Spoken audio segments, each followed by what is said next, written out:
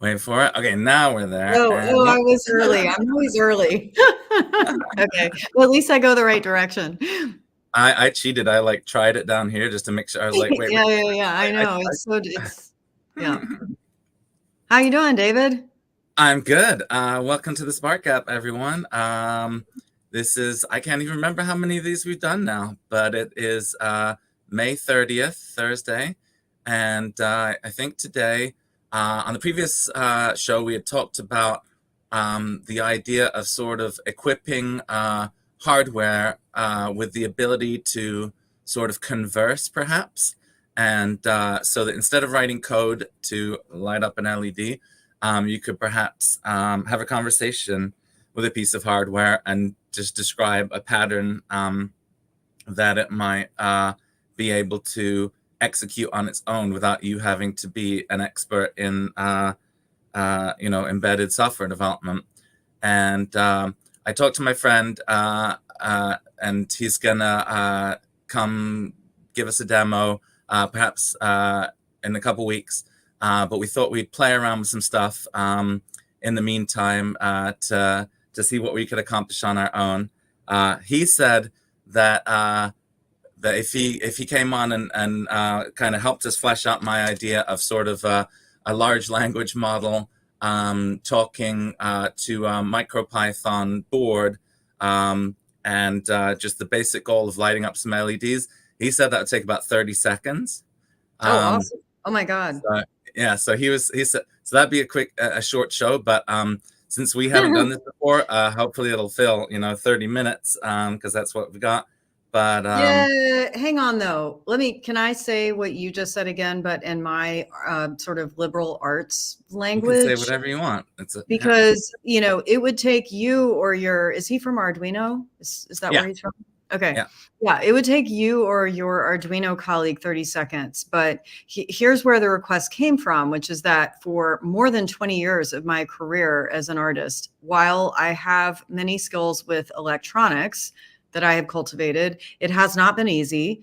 And I'm still not really a software engineer. So while I have learned over time how to take, for example, existing software someone else has written and make some modifications and get an Arduino to do like more or less what I want, it's hard and it's not natural and it doesn't feel like art making. So I'm Hmm. always in this modality of like, okay, I want to work with electricity. I want electronic works and effects in my work. If they're analog, I have that practice that I do in a certain way. But if it's digital, so in this case, if I want to what's called pulse width modulate Mhm. LEDs so that I can get subtle and blended gradations of red, green, blue color, right? Which is how we get full spectrum color with LEDs. That's hard. You can't, I mean, you could do it with analog, but you just wouldn't because digital's the better way to do it for Mhm. brightness, for specific hue. All that being said, when and I assume many artists who will watch this at now or a future point in time, want to work with colored light, electronic light in their work, it's really challenging because Mhm. while we can find a widget that claims to offer colored light animation, interacting with that widget is usually very awkward. If we have the ability, which I do, but not great, to make some modifications to the code, it's still challenging and takes you out of your art brain, which is more intuitive. So, leading up to today's discussion, this quote unquote 30-second engineering exercise, I said to David, um, given my experience of ChatGPT, which is so cool, I could just type in something and presumably very soon just talk to ChatGPT and ask a question and get some really interesting, compelling results. And I know that a lot of software engineers are now using various, Microsoft or whatever products to Yep. write code. So I said, hey, let's fire up an AI supported interaction where an artist can just say, I want to make a subtle gradient of color with this 20 by 20 grid of LEDs that I have. And I want you to make an undulating pattern on a diagonal that it reminds me of waves on the surface of a pond, and I mean, what we're going to get with that, of course, like with all early AI outcomes, we don't know exactly. It'll be However, a pond with if a it's, bunch of extra fingers. I mean, well, right, it'll be like 10 fingers. No, 11 fingers. But if it's even 10% as Yeah. good as what we can get with text-based ChatGPT interactions, automatically I would expect that that AI would be able to do gradients of color with my LEDs. And I'm not sure, I mean, many of the younger artists who may watch this, like, that has not been trivial at all. Just to even light them up and get gradients of color, like, Yeah. that's been a lot of coding. Systems like Pixel Blaze and other, Adafruit products have made that easier, but it would be so amazing if artists could just poetically talk to AI and get results in hardware. So that's Well, my I mean, so so the board that I chose for this is the Arduino Nano ESP32. The okay. reason I chose that one is because it can run MicroPython. Not every board can run MicroPython or is supported right now. Okay, so Um, stop for a second. MicroPython, why is that? Why do you care? yeah, great question. So this board actually in my hand, this is not the board I'm going to use. This is identical, but separate than the other one. And this one is running the regular Arduino firmware, which Okay. requires you to write code in C++. It's highly abstracted, so you don't even really need to sort of know that you're using C++, but it is a, non-trivial For writing language code. to learn. And to be Yeah. clear, Arduino was designed for what we're talking about. Arduino was designed for enabling artists to use microcontrollers in their art. So already Arduino's entire reason for existing is kind of what we're talking about in terms of enabling non-technical people to do technical things. Okay. But I think we want it to be much easier than C++. And I think Yeah. so personally, like C is my favorite language. It really resonates with me. I can sort of compile it in my head and understand like what the underlying functionality of it is, because I've like written a simple C compiler myself, and I understand how all this stuff works and how memory is allocated and how the stack works, things like that. So for me, I love C. It's very logical, and I just feel like I'm in complete control. Whereas Python, it took me a really long time to get even. I mean, look at my face. Like, it took me a long time to kind of accept it. But what it does is it's easier to write for non-technical people. I think there's just a handful of conventions you have to adhere to, and you don't have to worry about semicolons. But like the thing that made it so that I was accepting and interested by it was because it's interpreted. You can just write code and run it immediately. You don't have to change one typo, compile the firmware, upload the firmware, realize you got another problem with, and like you go through this slow loop in C++. And with MicroPython, it was just like the iteration loop is so fast that was kind of like the thing that made me more curious about it and like not just grossed out by it. But to be clear, I am not any kind of MicroPython expert. I've played with it a couple of times, and typically I've sort of run into problems where I'm like, wait, you can't do that in MicroPython, and kind of given up on it a couple of times. But I do think it is the right language for beginners in embedded. And again, we're going to try and skip the entire language part, hopefully, by the end of this. But in terms of a stepping stone, I think MicroPython is a good place to start. What's the PCB about?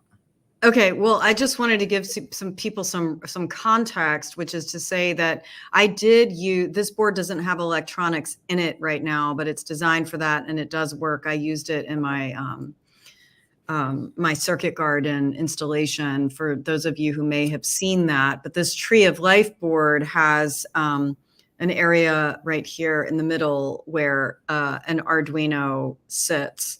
And I was able through the Arduino community to find some very nice programmers who offered me some base code that had similar functionality to what I was looking for. And then I tweaked it from there in the coding environment, the Arduino coding environment. So, it's not, I'm not a stranger to that. But as I said before, it's not comfortable for me, nor do I think it's comfortable for many artists, because when you are, now I realize for some artists this is a non-issue, but for many artists, when you leave the right-brained intuitive space and you enter into the coding environment and you're looking at, if then loops and Boolean logic and arrays, you're in the world of like very logical, analytical thinking, which is just so different from how artists,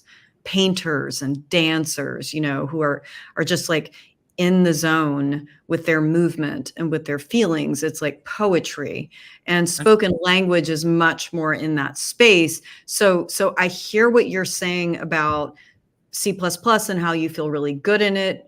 And I think some artists would agree with you that they feel, native and fluid in that coding space. I think most artists don't, either because they don't speak it or because it requires a certain kind of logical thinking. And I would further say that, so MicroPython, that's great. You've chosen it because the interface is even that much friendlier. And I know from working through other different environments, like open source software, like Blender, for example, is using Python. So it seems to be like a much more popular language. However, what I would really love is that while, yes, ultimately you always want to be able to look under the hood and see the code, in case you want to make some minor adjustments or like look at what OpenAI or whatever it is that, is doing, what kind of code it's written. So you could look at that and maybe tweak it a little bit. Yeah. The thing that I want more than anything else is to be able to either type or speak to an interface that will translate what I'm saying into encoded instructions and hand the MicroPython or C++ or whatever code back to me on a platter so I can press a button and see what it does. That's what I really want. Well, let's try that. So, okay. A big thing, when we started doing this show, one of the things that we said at the beginning was, we are sure we have a lot of experience and things like that, but we're not, necessarily experts at everything, and we want to, explicitly kind of share our journey and the things that we learn as we go. So yesterday afternoon, you said to me, here's what I want to do. Let's try and grab some hardware, grab some whatever software you think, and let's do it tomorrow. So like last night, 10 o'clock at night, I ran around, grabbed a couple things, and grabbed a couple pieces of software. I want to make it clear, I have no idea what I'm doing with this stuff. So we're gonna learn together. That's not really true. Well, I'm sure I can figure it out, but I am not an expert. I've never used most of these tools since, I've got less than 24 hours experience. And then when I say 24 hours, it's like 24 minutes yet last night. I thought it was 30 seconds, David. Oh, yeah. No, but that's if Ubi does it, it's 30 seconds. Oh, okay. Where is it might be 30 minutes. But so I've grabbed this Nano. This one I have flat. This one has the MicroPython firmware on it, so it's ready to go. Cool. Also, to make things easier. And how'd you get it on there? Thanks for asking, Kelly. And here's why. I've got that set up and ready to go on my monitor over here. Let me just share this screen. If I can get that going. Okay. So the way that you do that, and I'm not going to do it right now because it takes some time and doesn't always work, is what I found out. So Arduino has a MicroPython installer. It has a little program where you can just plug in your regular ESP32 into your computer. it'll flash the firmware on it for you, and you're all set and ready to go. Cool. Alternately, there's some gnarlier ways that you can do it with the SP tool and things like that. But we're the not going hope to is, talk about those. yeah, the hope is that you won't have to run into that. But here's what I did. I actually cheated. So I actually couldn't get the installer to work, and I felt pretty strongly about like that should work, and that's like how we should show people to do it, but I couldn't get it to work. So I just grabbed the brain out of my my Alvic robot, which was already running the ESP32 MicroPython core, and I just used its brain for my board. So Okay, I well, that's a cheated. little concerning. I'm not criticizing you. I'm just No, saying I that know. when we loop back around and we have your awesome friend from Yes. Arduino, we should spell this out in the clearest possible way, because I know from years of frustration that often it's incredibly trivial things that Right. technology people don't tell you, like, Yeah. where do I find the installer? Well, so yeah, so this and all this stuff is pretty buried anyway because it's under the Arduino Labs brand, which is like their sort of secret stuff that they're working on that they don't publicize as well. All the Okay. MicroPython stuff is all labs, which means it's all experimental, unsupported, like good luck kind of stuff. But the thing, I Okay. mean, for this installer, all it's really doing under the hood, and don't worry if you don't know what these words mean, all it's doing is running df util on your computer and then flashing a new binary onto the onto the nano board. Like that's all it's doing. It's nothing fancy. But the problem is because it's nothing fancy, I had like a permissions issue or something with my DF util, and so it just barfed and gave me some bizarre error that like you'd have to be a real expert to figure out how to do. On Honestly, Mac if or I was going to do it, PC? I'd do it on my Linux machine. I think it Okay. was like a Windows problem, but whatever. It Okay. needs to work for ordinary people to be able to do it. So is this is a beta product? yeah, it's a labs product, Arduino Labs, which means stuff that is not officially supported. We're just kind of playing with some ideas here. Good luck.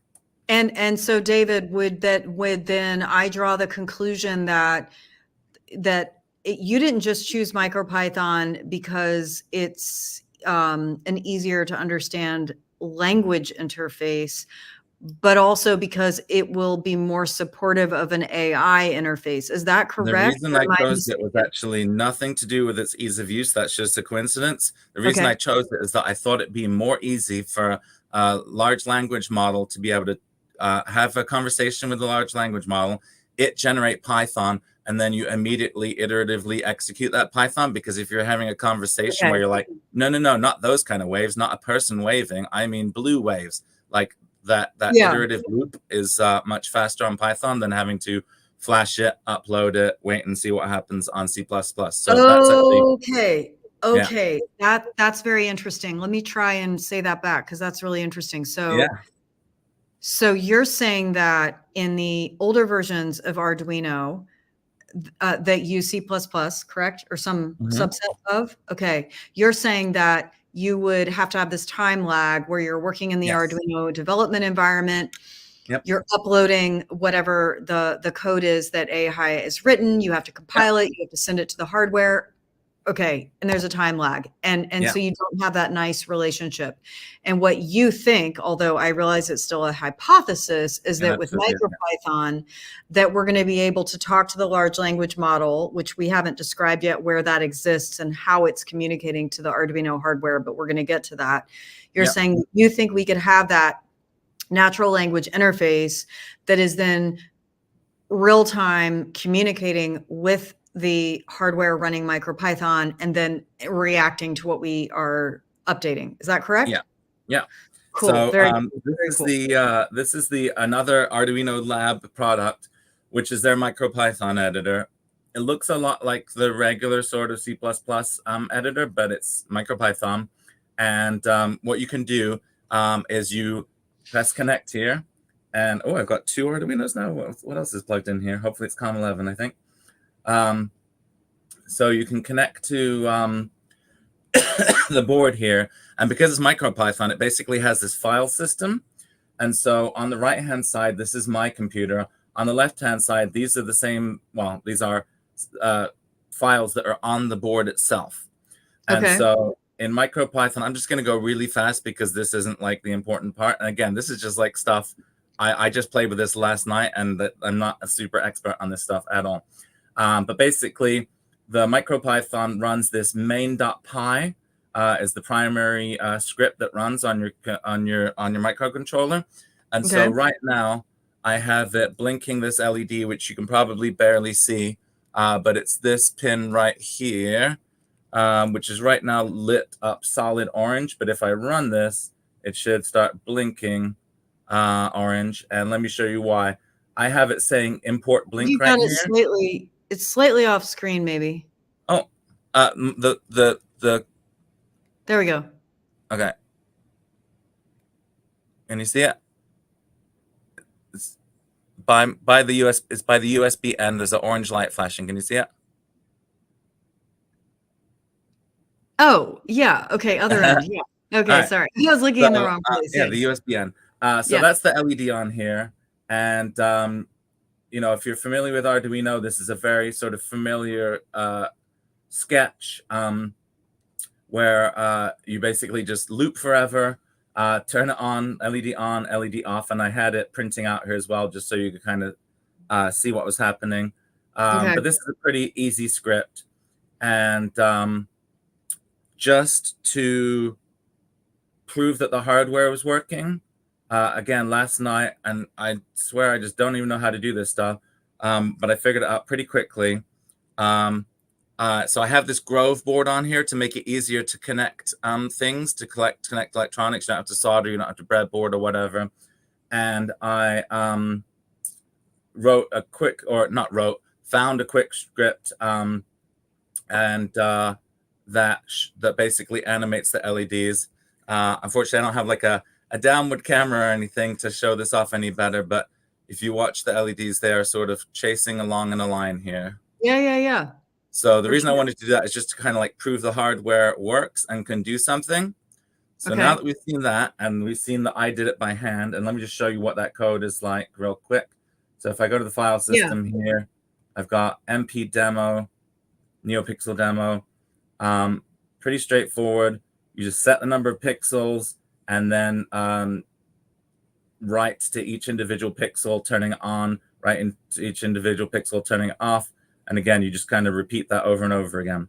Now, David, it's very fast, but the reason I blew through that is because this is not important. I just wanted to kind of prove that it works. You just want to know if you can turn the LEDs on. Yeah, I just wanted to know that if it doesn't work, it's AI's fault, not the hardware's fault. So the other piece of this equation, and again, I'm not an expert in this stuff. I haven't really used it at all. But last night I downloaded and set up Microsoft Copilot. And so this is a LLM based system to help you write code. And again, I played with it for 5 minutes, but in 5 minutes I was able to do some pretty crazy stuff. So what you can do is you just write a comment. I'm not even writing any code. You can write code, but you can just write a comment and you say, write a function in MicroPython that, see, it's already trying to guess, that animates a strip of neopixels. Perfect, yeah. So yeah, let's start there and see what it does. Oh, moved from one into the other. It wrote that. I didn't come up with that. And so now, so there's two ways to do it. You can do it this way, where it kind of like writes the code for you. Or you can also interrogate it at the, there's this other, well, let me finish this first. So now, let's while that's happening, can I ask you a couple questions? If I can concentrate, sure, yeah. Oh, are you writing? I thought I'm tabbing through, like I could be writing this, but we're writing it together right now. It's doing all the work, but go ahead and ask me questions. No, concentrate. No, go ahead. So you're tabbing through it because it's giving suggestions. And you know enough about coding that you're like, yes. Is that right? In theory, but in real life, I'm just letting it do whatever it wants. Like that's how it should work, but I don't want to intervene. I want it to try, and I want to see what Why is it writing it again? It's doing the whole thing over again now. I'm not quite sure why.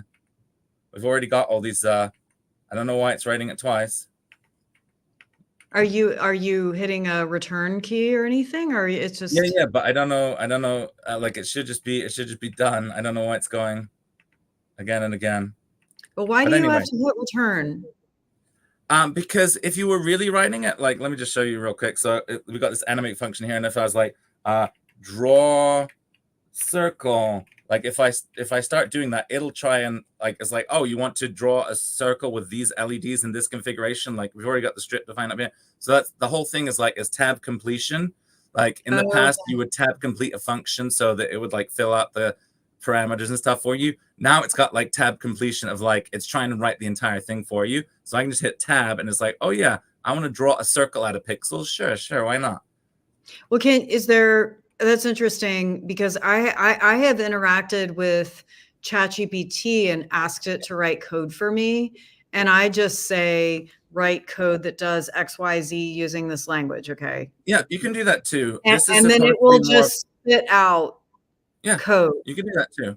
But You this can. is supposed to be like it while you're coding, it's just like helping you. If you want it to just do the whole thing, you can open this thing over here and just say, write a function to animate a WS2813 LED strip and MicroPython on ESP32, and it'll just do this. Like it'll do that as well. And even with this thing, if you press, like I tabbed through it, but if you press Control Enter, it'll give you a list of different options, like this is just one way that it came up to do with it. It could come up with different ways. As you can see, like the previous time I asked it, it gave me something completely different.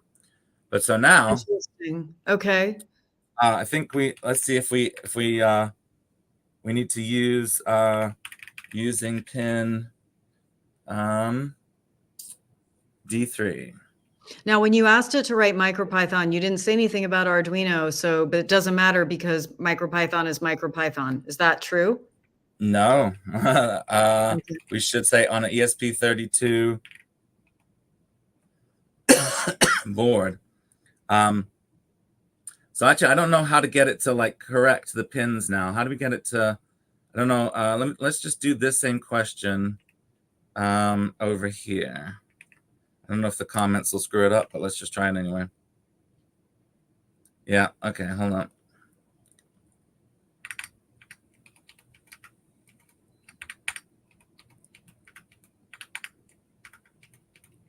Okay.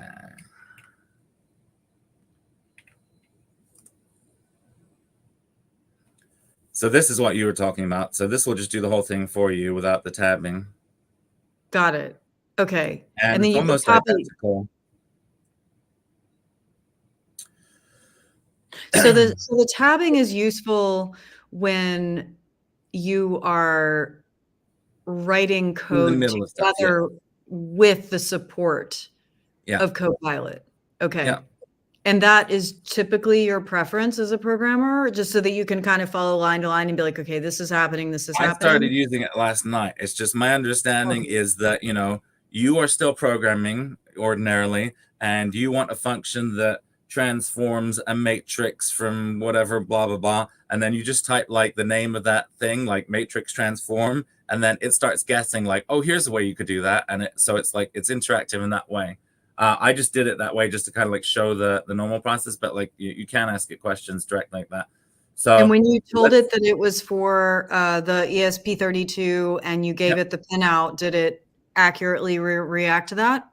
Yeah, well, that's really interesting because the one thing that I found out about the ESP32 Nano board or MicroPython, they use a very different pin numbering system.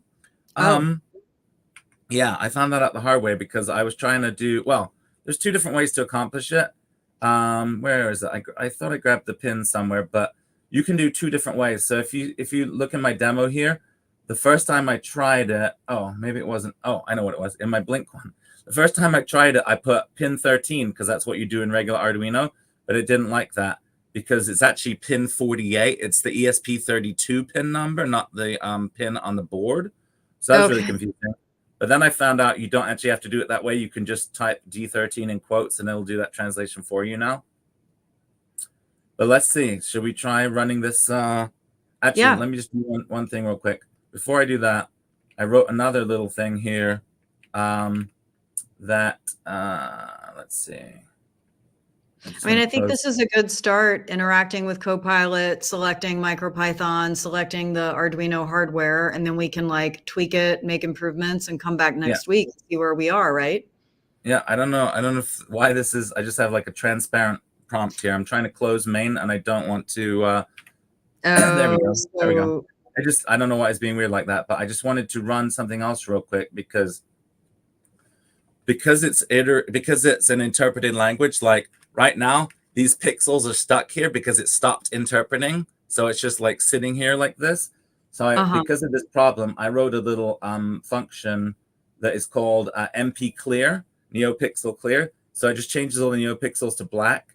Oh, there's something strange going on with the software right now. I can't actually I can't type.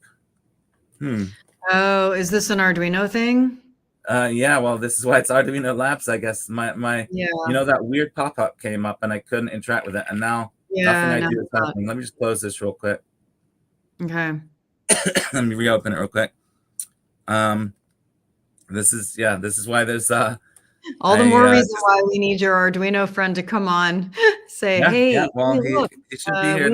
He should be here next month once he's done traveling. But let's see if we can get that. Oh, we need to reconnect. That's why. Complete potato. I love it gives these random file names like complete potato. But if we go to main.py. Okay.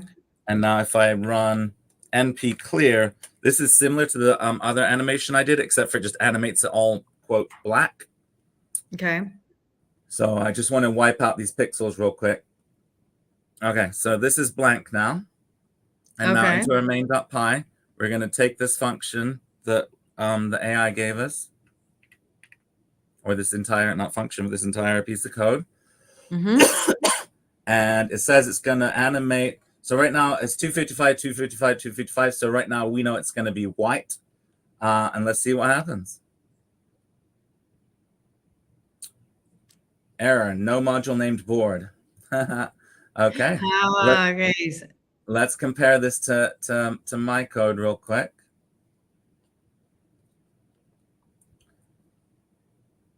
So I wonder, so import time, import board, import NeoPixel, import time, import NeoPixel. So what does it use the board for? Where's it actually? Oh, board D18. Okay, all right, so let's get rid of that. Let's help it along a little bit. And I wonder if this is actually CircuitPython. Again, I'm not an expert in the Python universe, but let's try changing this real quick to what we know it will be, just to see if it works. So in mine, we had it on pin D3. So let's just cheat it over to pin D3. And we're also going to need that import from machine import pin. So it wanted board. What we needed for Arduino was machine. Again, I'm wondering if that might have been a CircuitPython piece of code that it gave us, not MicroPython. Let's see what happens now. NeoPixel has no attribute show. Oh dear. Well, you know what? I mean, we're time, but I think actually that this is a great outcome of our first try, because this is not that different than what happened to me when I tried to use ChatGPT to write code to animate Pixel Blaze.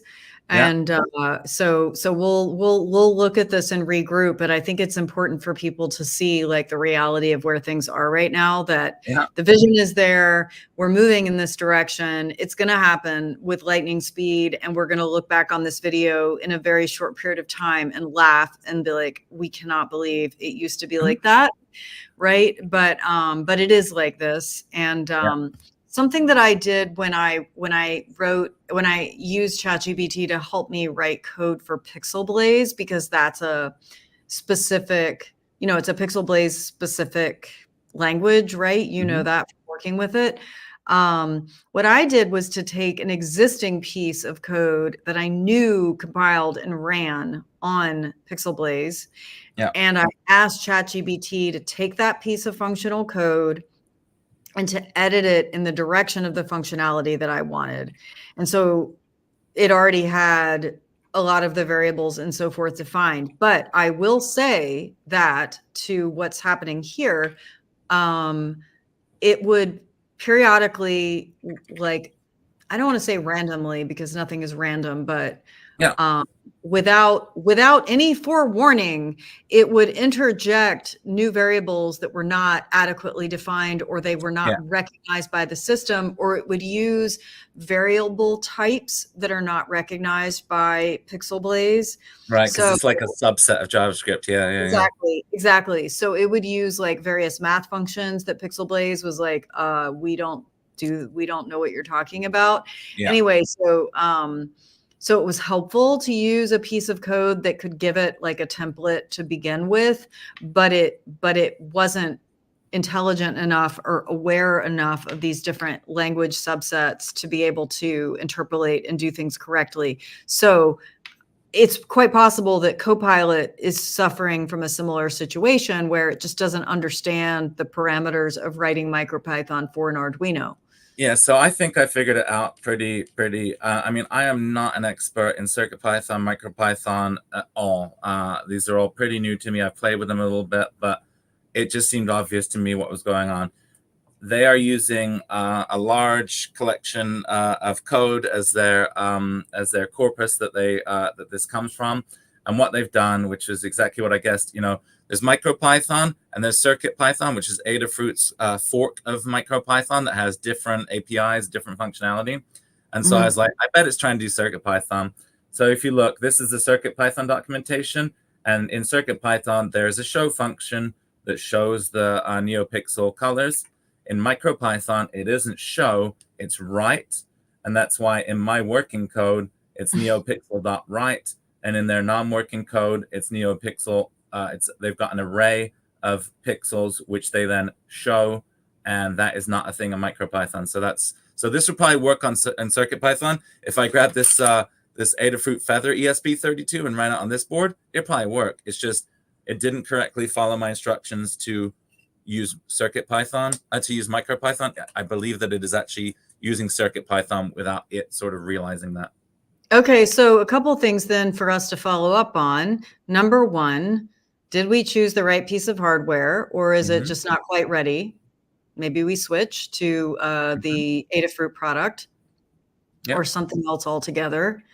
Number two, spend a little bit more time in the code to figure out like what it natively knows how to write well. I mean, I don't yeah, think we should try and make this any harder than absolutely possible, because even though we know that all of this technology is improving rapidly, it would be great to get something up and running now and see like who's the front runner in this space right now. Like if we're going to use Copilot, is that the right choice? I think it is. I mean, I hear from most programmers that they're using Copilot, but are we yeah, sure? Well, I don't know. Just worth asking. And then what languages does Copilot already know really well? right.